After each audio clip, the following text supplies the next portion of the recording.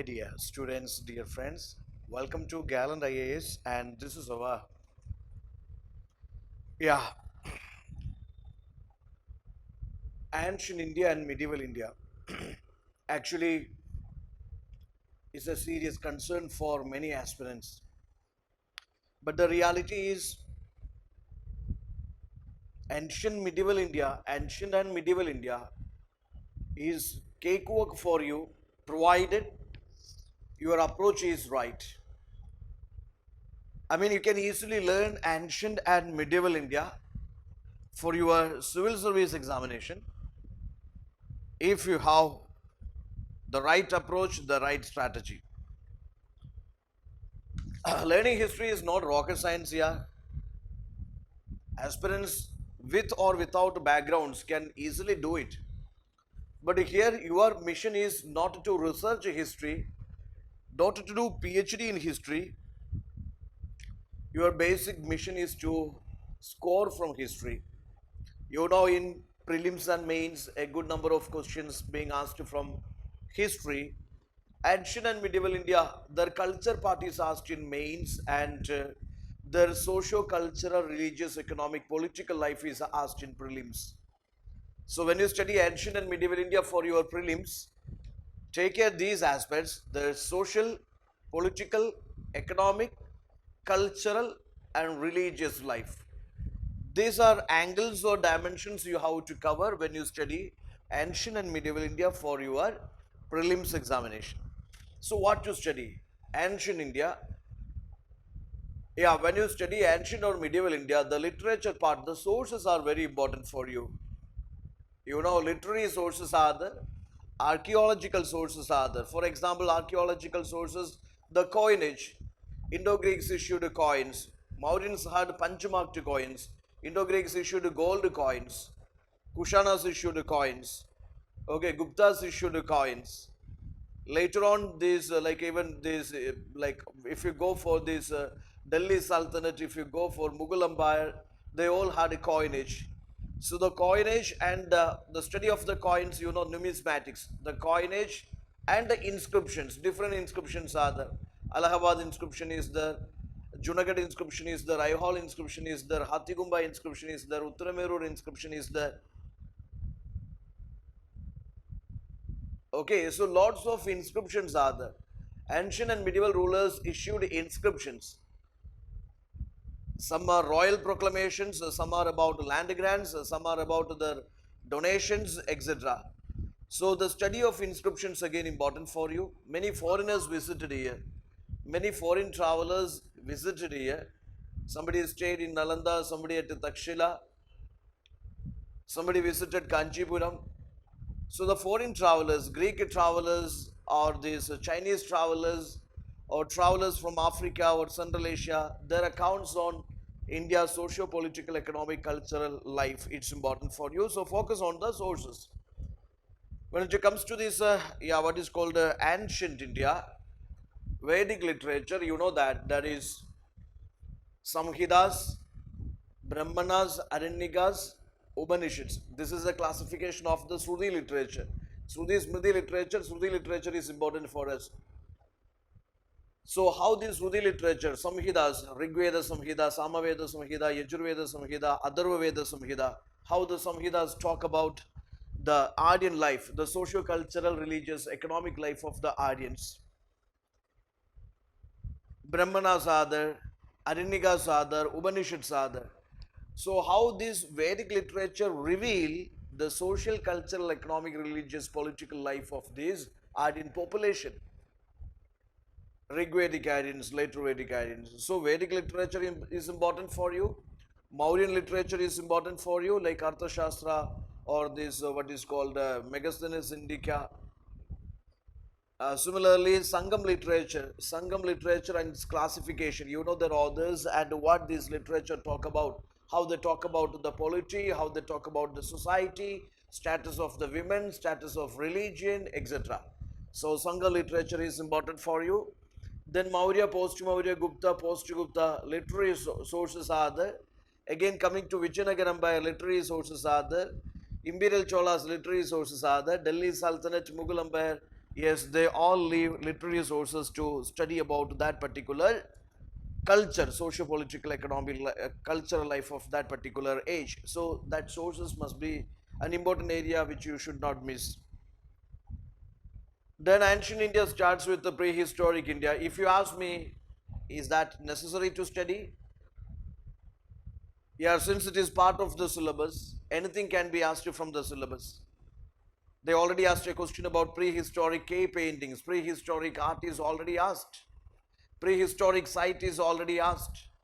So go for the prehistoric ages of India, the salient features of Paleolithic, Mesolithic, Neolithic, Chalcolithic cultures. Similar way, because UPSC will interchange the salient social, economic, or cultural life of these prehistoric people, Paleolithic, Mesolithic, Neolithic, Chalcolithic. The features can be shuffled or interchanged and can confuse you in the exam.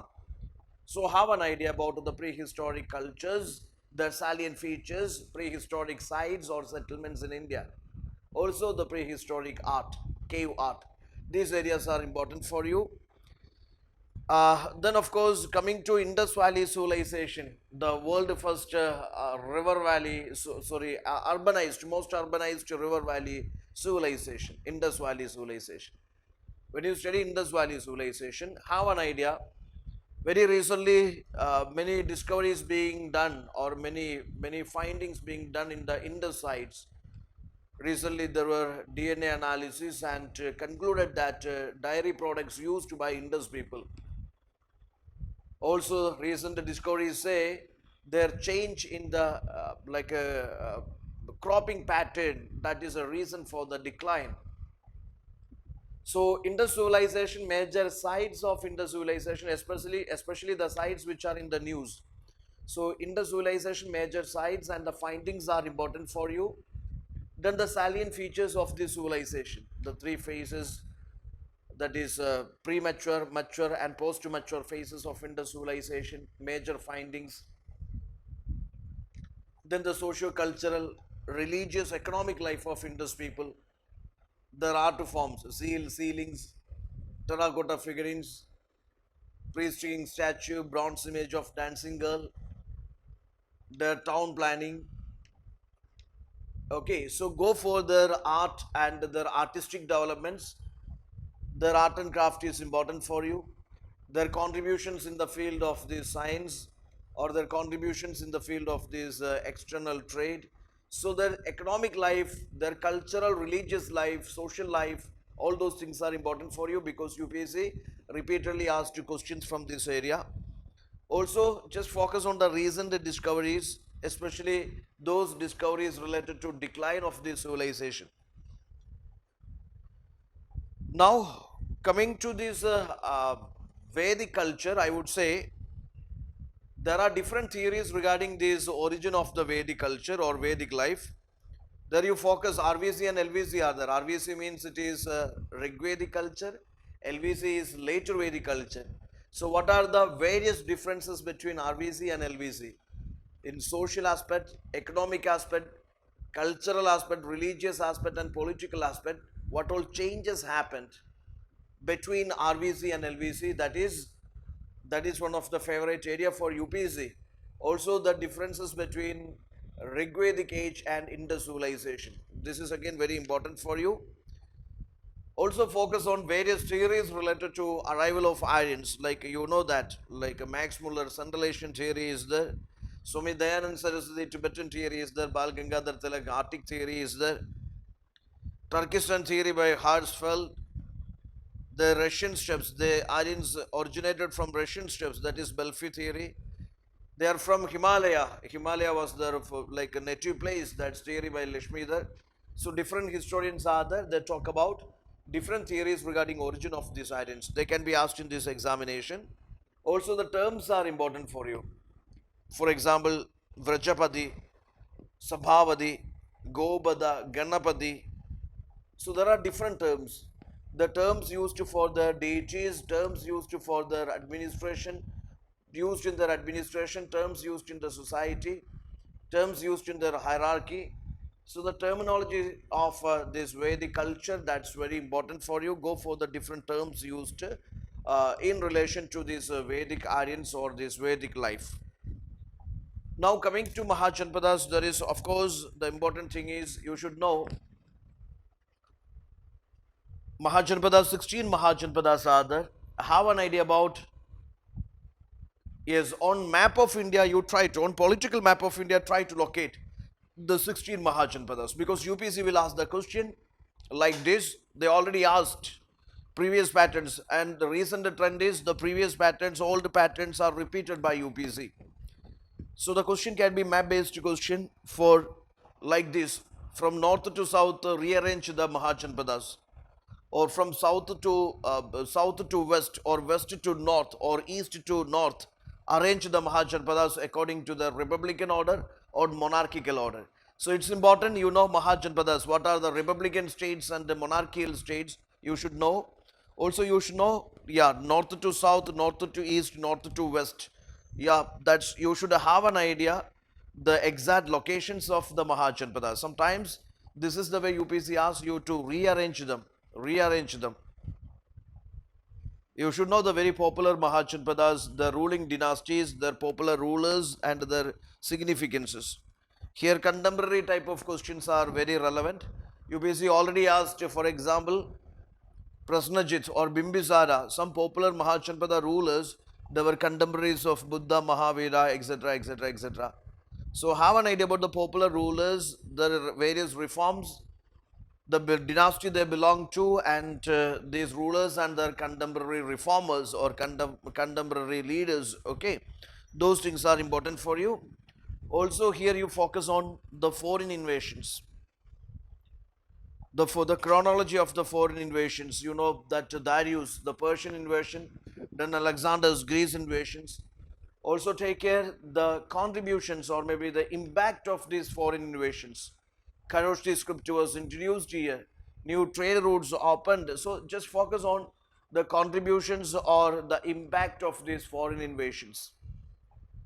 After Mahajanpadas, you are coming across this Buddhism, Jainism. Surely Buddhism, Jainism, UPSC, they started asking various sect regarding various sect of Buddhism, Jainism, councils of Buddhism, Jainism, leaders or scholars of Buddhism, Jainism, teachings, ideas, doctrines of Buddhism, Jainism. Okay, all these things being asked here. So have an idea about the various sect of Buddhism, Jainism, teachings, doctrines of Buddhism, Jainism, their similarities, their dissimilarities, then their contributions to art, architecture, literature. These portions are important. Also there are some scholars, Buddhist, Jain scholars are there, and their cultural or historical significance you just go for. Similar way there you study about Mauryas, post-Mauryas, Guptas or post-Guptas. When you come across these modules, please focus on few things. That is, you should know this chronological order of these rulers. Mauryas, post-Maurya, Gupta, post-Gupta. Just go for the chronology of the rulers. Basic idea you should have. For example, yes, there is Chandragupta, there is Bindusara, there is Ashoka. This order you should know. Okay, the chronology of the rulers and ruling dynasties of ancient India, that's important. And the chronology of the events which happened. For example, certain events happened in these Mauryan times, certain events, for example, Kalinga War 260 BC, that was during this particular what is called Ashoka's time, that is in the Mauryan age. So what all the major events happened in ancient India from Maurya to post-Maurya to Gupta to post-Gupta. So the chronology of various events, various battles, the chronology of the rulers and ruling dynasties of ancient India, such things you have to cover. Also have an idea about this administration, administrative reforms which is done during Maurya, post-Maurya, Gupta, post-Gupta. That portion is important for you. Then there are many historians or travelers who written the history of India during Maurya, post-Maurya, Gupta, post-Gupta, or the written history of this Mauryan, post-Mauryan, Gupta, post-Gupta ages. So what all those historian scholars and foreign travelers who visited India and what kind of the history, what kind of the observations they made. For example, Fahin and Huansang, they came in different times. Fahin 5th century AD, Huansang in the 7th century AD. But they have different accounts regarding socio-political, economic, cultural life of India. So have an idea, the very popular travelers or the historians or scholars who visited India during Maurya, post-Maurya, Gupta, post-Gupta ages and their observations. Then, of course, the contributions in art, architecture, literature, okay, especially this Mauryan art. Then this post-Mauryan Gandhara, Madhura, Amaravati schools of art. Then this Gupta age, art and architecture, literature, okay. So focus on those areas, they are very, very important for you. And also some very important terms or terminology of these ages, it's important for you. Similar way you cover there, when you study Maurya, you will also cover the South Indian history, Sangam history. So focus on the Sangam literary classifications, literature, and what they talk about the Sangam, polity, society, economic, culture, religion, and women, that you cover very well. Now coming to medieval India, you know some modules are there. Early history of medieval India, or this history of the early medieval India. Then this both north and south. Then Bhakti Sufi traditions, Delhi Sultanate, Vijayanagara Empire, Mughal Empire, Maratha history, advent of Europeans. These are the only modules you have to study, but you have to study them thoroughly. When you study the early medieval India, you focus on the tripartite struggle between or among Rashtrakutas, Palas, Pratiharas. Why they all conflicted with or they fought with each other for the mastery of Kanauj. Then the cultural contributions of these Palas, Pratiharas, Rashtrakutas. Regarding Palas, mains, there was a question UPSC asked in 2020, I think. The question was about, why this, or what were the contributions of Palas to Buddhism? Pala miniature Buddhism, miniature painting where Buddhism is the theme. Palas means Eastern Palas.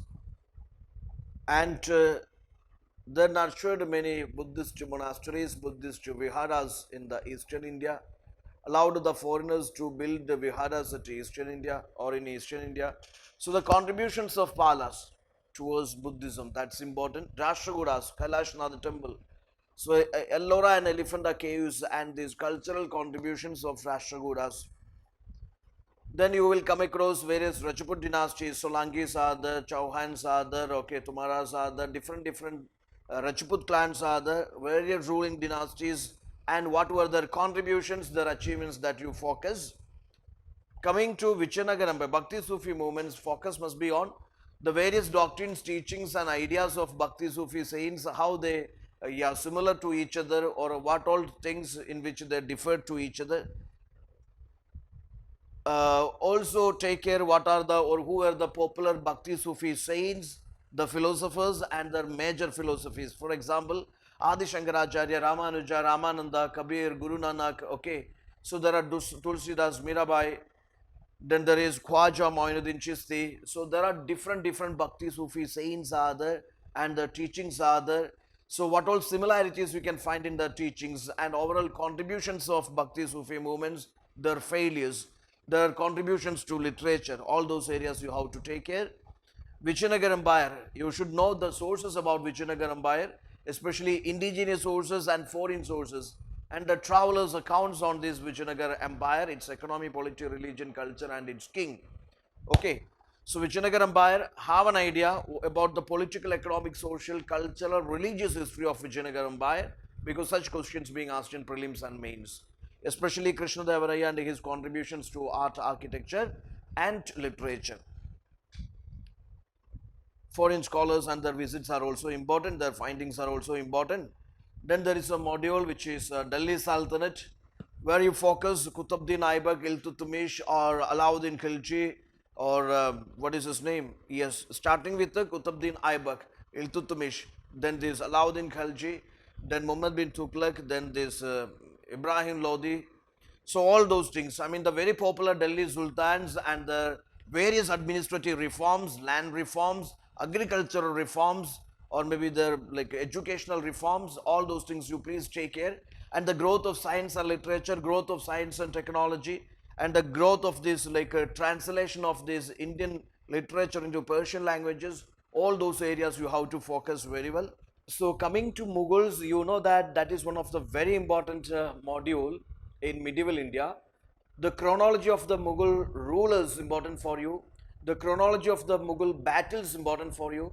The chronology of the Mughal events and reforms important for you. So take care, Babur, Humayun, Akbar, Jahangir, Shah Jahan, then Aurangzeb. Okay, the chronology of the rulers, what all the major reforms there, land revenue reforms are there, judicial reforms are there, maybe civil reforms are there, different reforms they undertaken.